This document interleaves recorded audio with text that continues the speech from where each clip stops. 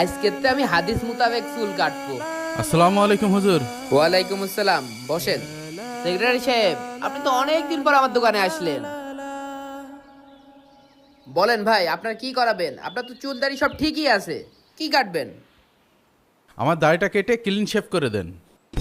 আস্তাগফিরুল্লাহ। আল্লাহ তাআলা আপনার এত সুন্দর দাড়ি দিয়েছে, তা আপনি কেটে ফেলবেন কেন? আর বলেন না ইমাম সাহেব, 2 বছর ধরে ইউএস এর ভিসার জন্য চেষ্টা করছি। ফাইনালি 2 দিন আগে আপনাদের দোয়ায় ভিসা পেয়ে গিয়েছি। তা এখন কিছু করার নেই, দাড়ি কেটে সাদা চামড়ার মানুষ হতে হবে। আস্তাগফিরুল্লাহ। মানুষ দাড়ি চেয়ে পায় না, আর আল্লাহ তাআলা আপনার এত সুন্দর দাড়ি দিয়েছে, সেই দাড়ি আপনি কেটে ফেলবেন? ভারী ঝামেলায় পড়লাম তো। এদিকে আমি কোরআন হাদিস মোতাবেক ছাড়া চুল কাটবো না। সেক্রেটারি সাহেব, আপনার এই দাড়িতে আমি খুর লাগাতে পারবো না, আমার হাত কাঁপবে না।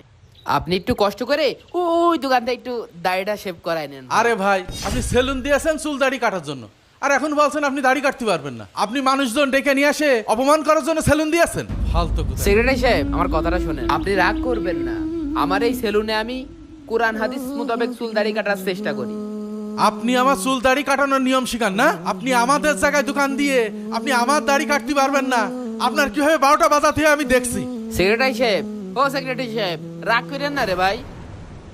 আল্লাহ, এই ছোটখাটো দোকানটাও মনে হয় হাতছাড়া হয়ে যাবে না, তুমি কিছু একটা করো আল্লাহ। ভাই, আপনার কাজ হয়ে গেছে, ওই 70 টাকা দিলেই হবে না। ইমাম সাহেব, আপনি এই সেলুনের দোকানটা দিয়ে খুব ভালো কাজ করেছেন।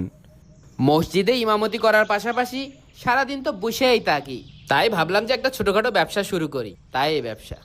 আপনি খুবই ভালো কাজ করেছেন। মানুষজন তো আর জানে না কিভাবে সুন্নাহ মোতাবেক চুল দাড়ি কাটতে হয়। যাই হোক, আল্লাহর কাছে দোয়া করি আল্লাহ আপনার ব্যবসায় বরকত দিক। আসি তাহলে। ঠিক আছে, আর হ্যাঁ, ওই আসসালামু নতুন আলাইকুম। লোকদের একটু পাঠাই দিয়ে নে। আচ্ছা, সব লোকজনকে জানাই দিব আমি। এই রে, দোকান বন্ধ করার আবার সময় হয়ে গেল, তাড়াতাড়ি দোকান বন্ধ করে আবার আজান দিতে যেতে হবে। আসসালামু আলাইকুম রহমতুল্লাহ। আসসালামু আলাইকুম রহমতুল্লাহ। সম্মানিত উপস্থিতি, বাকি নামাজ শেষে কমিটির সদস্যরা বসে যাবেন। আপনাদের যে জন্য ডাকা, আমাদের ইমাম সাহেব, তার দায়িত্ব নামাজ পড়ানো। সে নামাজ পড়াবে, কিন্তু সে একটা দোকান দিয়েছে। তা ভালো দোকান দিলেও হয়, দিয়েছে নাপিতির দোকান। আপনারাই কন, এই নাপিতির পিছনে নামাজ পড়া যায়? হুম, আমাদের গ্রামের একটা সম্মান আছে, আর আমাদের গ্রামের ইমাম সাহেব যদি নাপিত হয়, তার পিছনে কি নামাজ পড়া যায়? আপনারা সভাপতি সেক্রেটারি আছেন, আপনারা এর একটা বিহিত করেন। সভাপতি সাহেব, ইমাম সাহেব তো চুরি ডাকাতি করতেছে না, ইমাম সাহেব হালালভাবে একটা ব্যবসা করতেছে। এই তুমি চুপ করো, তুমি এত বোঝো কেন? আর সে কথা বললেন না। উত্তরপাড়া মসজিদে গেলাম নামাজ পড়তে, ওখানকার মুসল্লিরা আমার ধরে বলল যে তোমাদের মসজিদের ইমাম সাহেব নাকি নাপিত। এখন আপনারাই বলেন, সেখান থেকে উঠে আসা যায়? শোনেন, আমরা সিদ্ধান্ত নিয়েছি, আমরা ইমাম সাহেবকে বাদ দিয়ে দেব। সভাপতি সাহেব, ওই ইমাম সাহেবের নাপিতির দোকানের জায়গাটা আপনি খালি করেন, আমি ওই জায়গায় মার্কেট করব। আচ্ছা ঠিক আছে।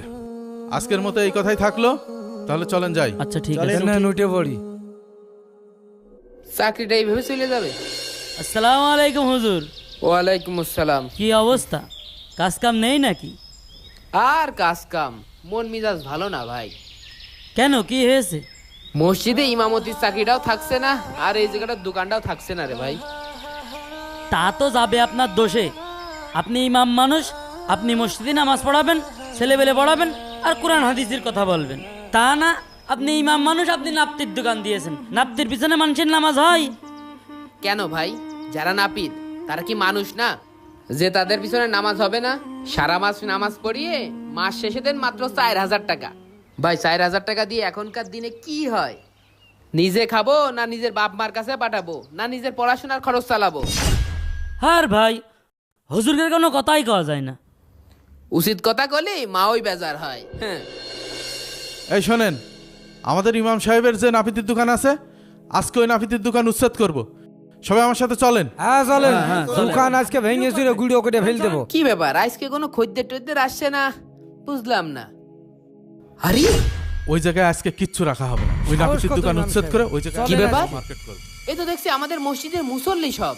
সম্পূর্ণ কি বলেছে বুঝতে পেরেছেন?